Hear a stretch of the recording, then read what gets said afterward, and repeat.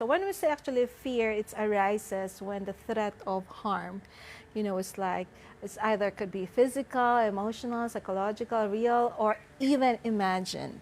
So while traditionally considered a negative emotion, actually fear can also serve a role, right? In keeping us safe, as it mobilizes us to cope with potential danger. So it's just like a pain. But of course, if it is already something that is, the intensity is really like something is over and above, that it is already something that is illogically crippling us or stopping us from doing necessary basic things, then that intense fear is something we have to look so we will know how to cope. So normally when we can cope with a threat, so this lesson or removes the fear. It's that, okay, there's something that we can do on it. So alternatively, when we are helpless to decrease the threat of this harm, the fear will intensify.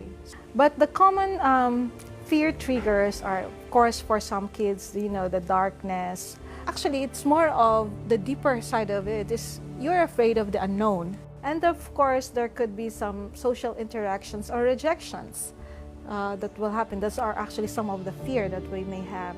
So in other words, actually, it's the unknown or the uncertainty that we are afraid of. Even the death and the dying, it's just because we don't know about it. We are afraid of losing what we value. Yeah. Even this body. So for example, deep and suppressed fearfulness of death. So in this fear of death, that all other types of fears manifest just because of we are afraid of death or dying. This actually comes from our spiritual nature, this desire for permanence. Because being spiritual beings, we are eternal. And thus, we are now in the temporary realm where things come to an end, where things change. So there is this constant conflict. Yeah, change is the only constant in this material world, as we say so, right? So many fears are based in false beliefs or catastrophic thinking. So fear holds us, it still stops our progress and distorts our reality. You can get rid of fears by understanding it and training your mind accordingly. So actually, knowledge is power, knowing. So our fear will decrease when we know that not all snakes are venomous. And some may be venomous but docile or don't attack at all. So as with the death of the body, this body will come to an end or die, but I, the spiritual being, as Thomas said earlier, will not end.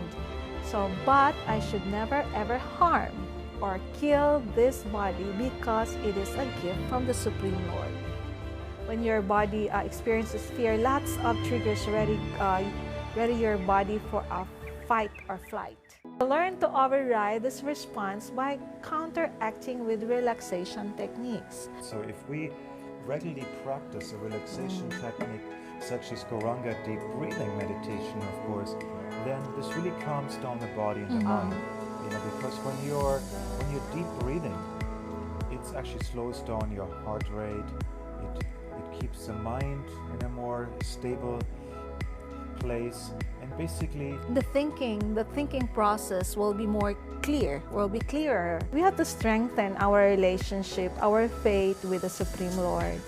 So one who takes shelter of the Supreme Lord has nothing to fear, even in the midst of greatest calamity.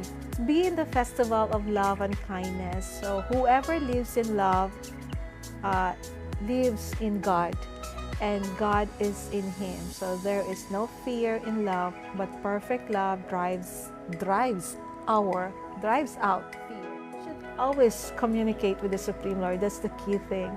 So make it a habit to communicate with the Supreme Lord.